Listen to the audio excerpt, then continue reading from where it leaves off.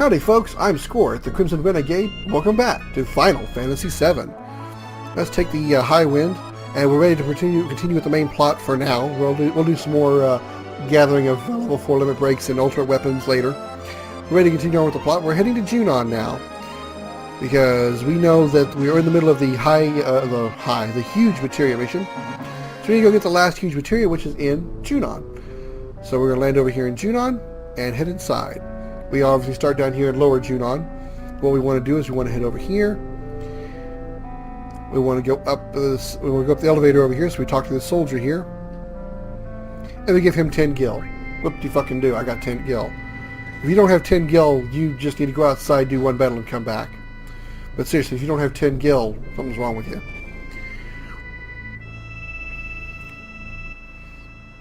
Over here and hit the switch, and we go up.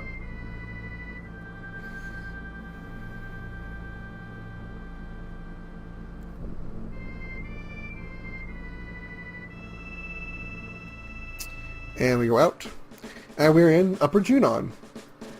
Now, where we're heading is we need to go this way. We need to head to the underwater reactor, which is this direction. You can visit the shops if you wanted to. They have some upgraded stuff now that we're on disc 2, but nothing that I think I really need to really worry about. So I'm not even going to bother stopping to look. I've got pretty much all the setups that I want. Hey, wait a minute, something's odd here.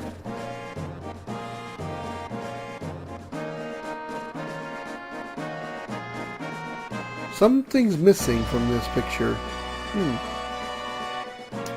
Alright, anyway, let's move on. Head this direction. Head over here. And now we're going to head, we're just going to get through this next transition. We're not going to head left, because this is the way we need to go. Oh my. 10 enemies, huh? Alright, well, we should be able to take them on easily. Just use something like Beta or Magic Breath to take them on.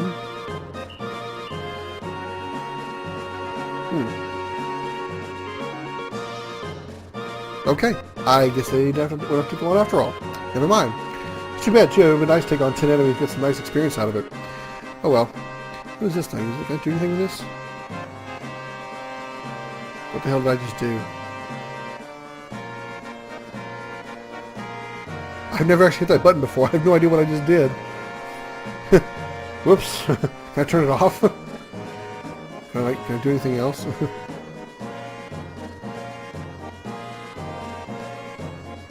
I guess I can't turn it off. Oops, I didn't know I could trigger anything there. Whoopsie! Well, here's a couple of enemies we haven't seen before. These guys are called Slaloms. I don't know if these guys spawned because I triggered that alarm or what, but these are basically not any different than the guys we met on the train on the way to North Corel.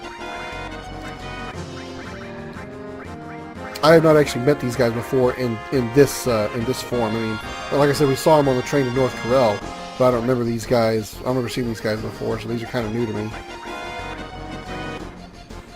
You shouldn't be hard to kill. Yeah, you might have noticed that Meteo, there is kind of a downside to it. It is somewhat inaccurate. As you see, it completely missed the right target. So even though it does target all enemies, there is a chance that Meteo could actually, or Comet 2, could actually miss a target altogether. So there's a downside to it. It doesn't always hit all targets. Alright, whatever. I'm just going to ignore that alarm, pretend it didn't happen. I'm going to go in here.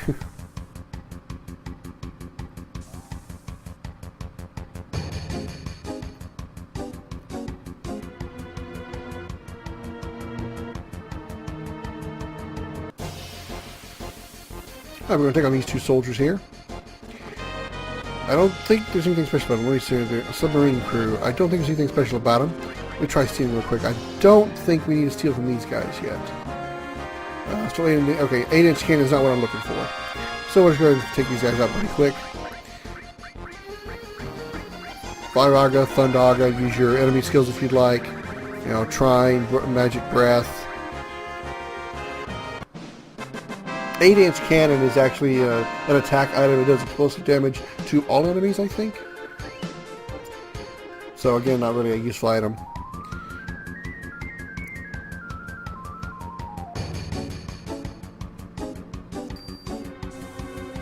Now you talk to her.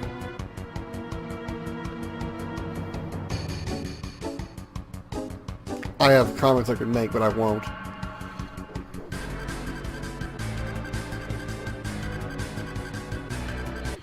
Alright, and here we go. We're evading Junon, and they know we're here, and they know we're coming. They know we're here, and they know we're coming. Alright, let's go and just use our best skills here. Magic Breath, Firaga, Sundaga. Even though Magic Breath will probably finish him off in one hit. There they go, poof. The reason I was sticking with this Sid and Tifa party is I had already set them up with their gear and materia and everything before I went to Midgard to do all this stuff there. I didn't really feel like making any changes, so I'm fine with this for now. As you can see, when you put up the arrow here, there's an arrow at the star, which means this is actually an entry point somehow, but we can't get in because of the dog. I don't know if this is another one of those areas like that could be an entrance to a debug area, that if this dog wasn't here, the developers could go and take flight into this area and do some debugging and stuff like that. I'm not really sure. But considering there's an entrance here, I've never been able to go in that entrance. So if there is actually a path in there, I've never actually gone in there before. So anyway, let's continue on south here. Well, we do have random encounters now that we've actually entered the area. Continue on down this way. There's a case in point. Pretty much all we'll be encountering here are mostly Shinra type stuff. Soldiers, machines like these. They're probably weak to thunder. These guys are called guard systems. They're not too dissimilar from what we saw at the Shinra headquarters. As you can see, they spawn a certain type of automated weapon. The one on the right spawned a missile launcher. The one on the left spawned a little minigun.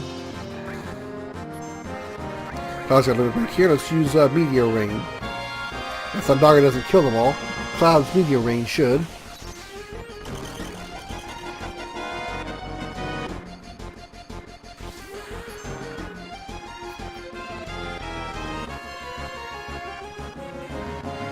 And there we go. Finish one of them, but not both of them. You might have noticed that the machine itself did not take damage. God damn it, really? Yeah, you'd think, but I don't. I'm not really sure what their weaknesses are, but as you can clearly tell, casting thunder on them only damages whatever weapon they've spawned, but not the actual unit, not the actual monitors themselves. I'm going to continue on. Go down this way, and you continue on down. Just keep finding paths that lead down. You can't go wrong. Save point here. I'm going to utilize that. Throw down a tent and a save. I'll be right back. Moving on now. Let's go in this room. And now, despite what you might think, no, we're not actually back in. We're not actually back heading back down to the lower Junon. We're actually just taking. They use the same elevator scene, and we're taking another elevator to a lower part of the underwater reactor. We're not actually returning to lower Junon, so don't be confused by this. Alright, follow this path over here. And at the end of the room, just keep going. And now we are underwater. We're essentially we're underwater. We're in a tunnel that is underwater, as you can clearly see with all the fish going around. Let me double check, make sure I have this materia set up properly. And okay, I have the morph materia. This is the materia that I want because there is an enemy here that I want to morph. Now, morphing this particular enemy is not vital, it's not crucial, but it will help for an optional super boss later in the game. I am not personally probably going to take on these super bosses because it takes a lot of grinding and a lot of setup and preparation to take on these super bosses. So I will not be showing these on screen, at least not in this current recording session that I'm doing. I may come back to it later and do them as bonus episodes later on, but for now I'm just going to show you how to get this particular materia. It's a materia that we're looking for, by the way, or actually it's a key item that leads to a materia. It's an item that leads to a materia is what I mean to say. but the optional bosses themselves, I'm not going to be showing in this particular walkthrough, not right away. It'll be probably sometime in the future before I take the time to actually grind up enough to take on these super bosses. But this item that I'm looking for will help you battle one of those super bosses. Okay, if you remember how the morph materia works, you have to attack an enemy enough to where the killing blow must be done by morph. Morph, when you use the morph command, does a significantly small amount of damage. It's a very, very, very small amount of damage. So, in order to actually successfully morph an enemy, you have to make the killing blow with the morph command. When that's done, the enemy, if it can be morphed, will morph into an item. And whatever the item is, it's going to be the same for each type of enemy. So that, like, say, I can't give you an example, but let's just... whatever that, each enemy can change into one item and one item only. It's not randomized. But again, you have to make morph the killing blow, and since it does a very small amount of damage, you've got to damage an enemy enough to get them low enough on health that morph will hit them and kill them with a very small amount of damage. So we need to use morph against a specific enemy here. And I'm going to do a little strolling around here. There's a few enemies that I can encounter here that I'm going to show off before I actually start cutting. But I'll show off all the enemies that I can. And after I've done that, I will cut to when I actually find the enemy that I'm looking for, and then I'm going to try to morph it. Now, this is not the enemy I'm looking for. Oh, this is a good enemy to use, for an example. This guy is called a diver nest.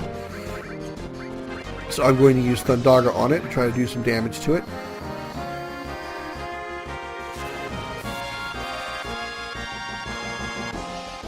Now, unfortunately, this would be, unfortunately, this would actually be a good time to have the sense materia on, even though I don't have it, to kind of gauge how much health an enemy has to see if morph would be successful.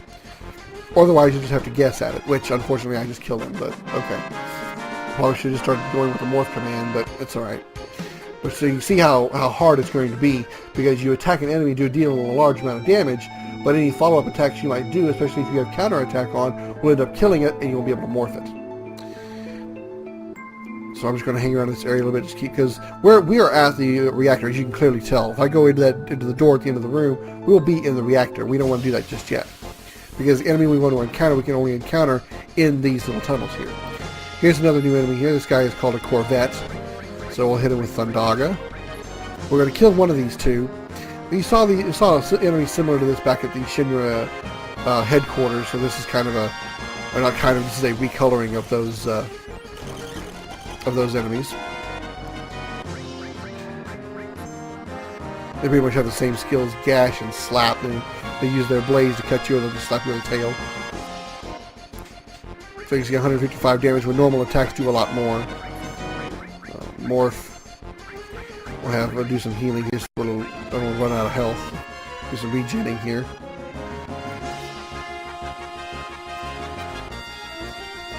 Again, there's no way to really tell how much HP these guys have left without actually using the sense materia. So there is an advantage to having the sense materia, but it's not crucial. I want to kill off the other Corvette here.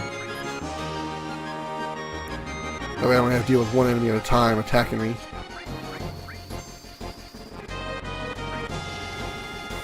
These are not the enemies I'm looking for in order to try to morph into the item I'm looking for. I just want to show an example of how morph works. So keep trying. Morph.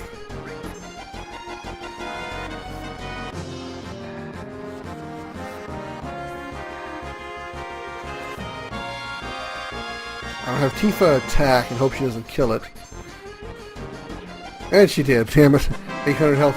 Yeah, had less than 800 health left. Oh well. Oh good. Tifa's elemental materia leveled up. What does that mean then? Let's take a look. Tifa, your elemental materia leveled up. What do you have? You had lightning elemental, and it's now 3 stars, which means she now absorbs lightning damage. Once the elemental materia makes 3 stars, it absorbs any element on armor that it's attached to. So in this case, lightning. So it will now absorb lightning elemental damage. So she now gets cured when hit by lightning. So that's very good. Alright, spend some time. Pretty much those two enemies that you saw, the dive nest and those spinning blade things, whatever they were called, I forgot now. Those are usually the only two enemies you'll see down here, other than the one that I'm looking for, that would give me the item I'm looking for when we morph it. So, hey, well, I don't need to. There we go. Okay, here's what we're going to do. We need to do some serious damage to this guy. We're going to use Kiraga on him because it is an undead enemy. As you can see, it also can eject, which is a bad thing. It uses an ability called Goani or Goani, and it will eject the character. And we don't want him to do that. So morph. This is the enemy we want to morph, so we're going to be spamming the morph command a few times. Let's use just a little easy cure on this guy, though we don't do too much damage. Since it is undead, like I said, cure will actually do damage to it. Alright, let's keep trying morph. I'll put Tifa in the back row to kind of help reduce the amount of damage she's going to take. And just hope that he doesn't use Goani on Cloud, because he's the only one that has the morph materia. And have her defend a little bit. Saint almost fire. Okay, no big deal. It's a fire attack. I believe it's a fire attack. Maybe wrong. Cloud's limit break. That's fine. Let's go ahead and use a regen on us both. Keep our health up. Morph again.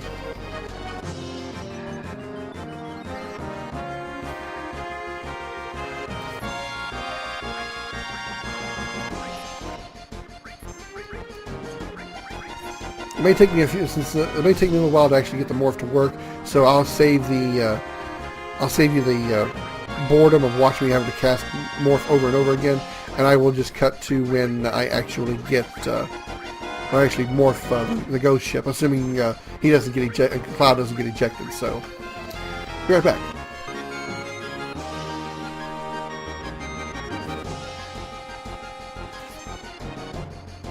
Alright, there it is. You essentially morphed him into a guidebook.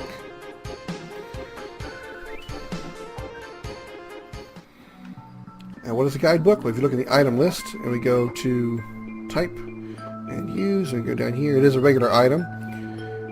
It'll be right over here. Map of another world. It slumbers with sunken ships. Alright, we got that from morphing. As you saw me do, the morph work, you can tell you actually successfully morphed the enemy, because it does this kind of weird animation where it just kind of disappears by spinning around. And that's how you get the guidebook, is you morph that ghost ship. Alright, with that done, everybody's health is good enough. Let's go ahead and move on into the underwater reactor now. Go over here to this little red button on the left.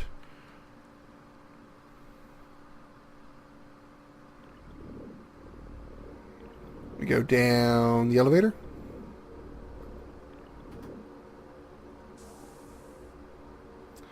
Out the door. And here we are. By the way, that ghost ship is that can only be found in two places. Right there in that tunnel leading to the underwater reactor, and also in the battles at the battle square in the gold saucer. There's a random chance to encounter the ghost ship there. It's actually easier to encounter the ghost ship in that tunnel, but that is the only time you can actually go into that tunnel is during this scene here. So if you want to get the guidebook, that is probably the best time to do it, because that's the easiest time to get it. If you forget to get the guidebook there and you still want to get it, there's a chance you can encounter him in the battle square in the gold saucer, and you can, if you have morph equipped, of course, you can morph him there. Alright, let's continue on to this platform here on the left. Of course, we have enemies still, because we are still fighting Shinra stuff.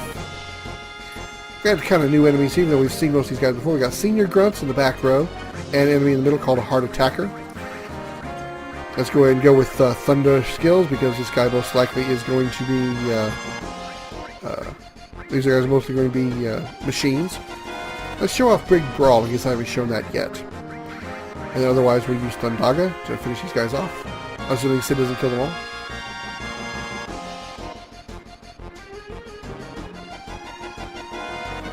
Okay, he did absolutely nothing there. I guess the definition said has a chance to inflict death, so I guess it's possible that death could actually...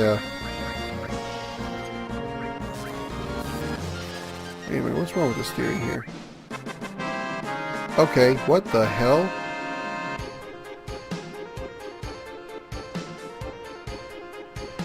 Okay, I'm not really sure what I saw there. I guess the grunts in the back succumb to his... Sid's big limit break is supposed to, I believe, inflict death. So I guess when he did that, it inflict death on the grunts, but they didn't disappear. Well, it explains why I couldn't target them with couldn't target the grunts with multi-targeting attacks. I was wondering why Cloud cast Trine only on the one enemy in the middle. I'm confused by what just happened. I'm sorry, I can't help you there. Alright, anyway, let's move on now and just try to ignore what just happened. And now we're being chased by a crane. Great. Well, it's not actually chasing us, it's just it's just animating to show you that it's doing something.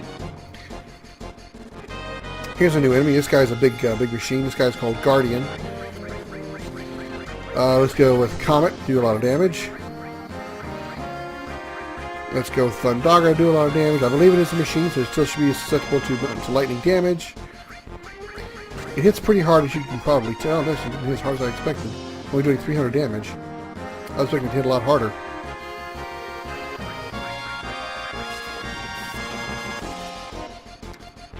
And there it goes.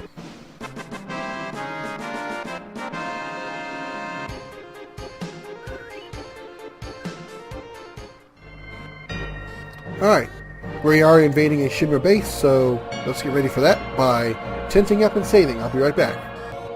Alright, I'm back and I'm saved up. Let's move on. Head over to the end of this hallway, and then you can see by the arrow at the top of the screen, we need to go right. Now, you have a couple of options here. You can either run past this soldier going back and forth here, and then you would fight all three of... There's actually 3 soldiers in this room here. You can either fight this first soldier here by just walking up to him and fighting him now, or you can bypass him, run over in the middle of the room, and then all 3 of them will close on you and you'll be attacked with a side attack. I don't really care either way. I'm actually going to run past him and going to let the side attack happen, because I'd rather just do this all in one fight, so I'm going to do two separate fights. So this guy will go up north, give me some room, and then I'm going to run past him. You're not getting this huge materia. Here come all 3 soldiers, and here's the side attack. So nothing new here, no big surprise. These guys are just, regular soldiers. Submarine crew is what they're called. Oh, team gets a limit break. Let's go ahead and let's go ahead and hit them all. Hit, hit, hit, hit, and hit. Oh shit, I missed the last one. Damn it. I'm not going to be able to show off Final Heaven. Because I hit. See what I mean by the miss? The miss comes up so often that there's a chance I can even hit it when I'm trying to go for the regular green hits.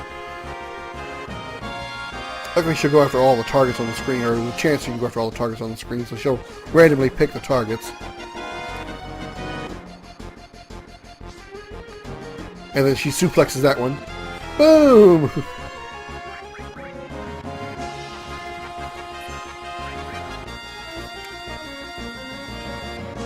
And there we go.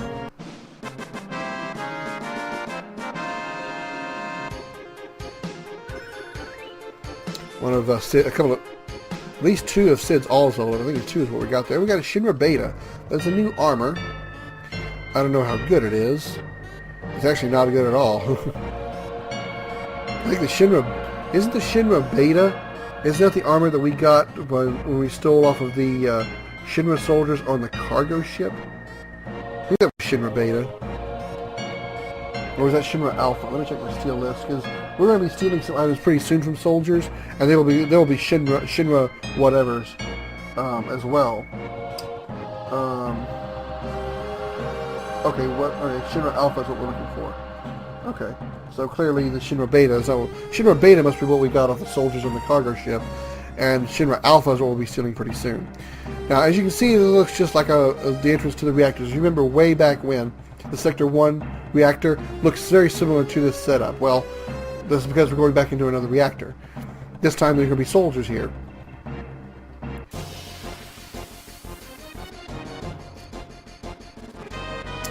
Well, these guys are a little bit different. These guys are a little stronger. These are underwater MPs, okay?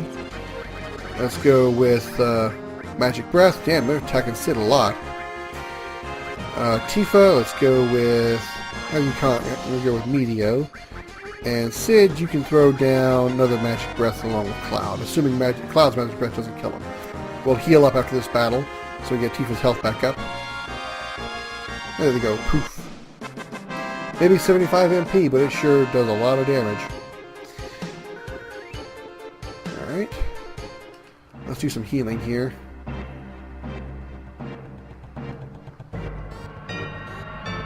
Alright.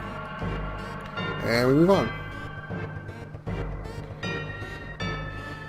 This way, and then we go up here, and we get stopped right here because we got a little bit of a dialogue. Obviously, this is the reactor itself here.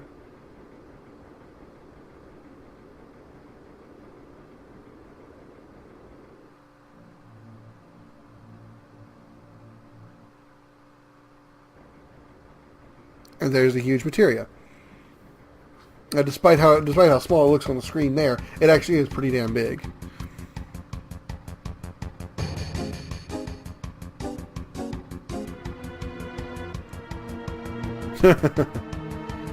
You said it, Sid.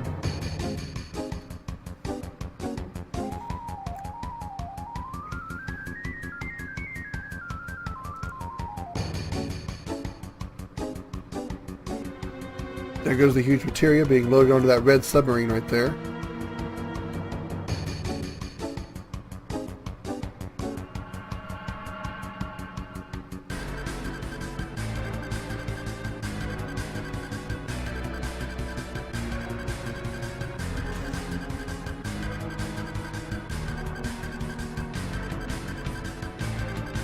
Well, we have Reno right there in front of us, and we need to get that Huge Materia.